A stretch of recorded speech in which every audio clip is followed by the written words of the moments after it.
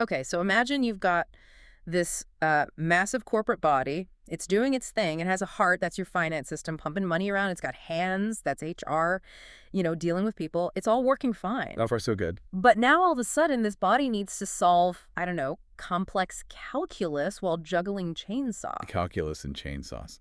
That's a new one. I like it. I try to paint a picture, but stick with me. The brain this body has, it's just not built for that kind of high-speed work. It's going to drop a chainsaw.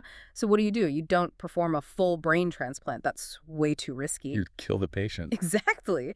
Instead, you build a second sort of superpowered brain and you hook it up right next to the original one. And that is a perfect analogy for what we're talking about today.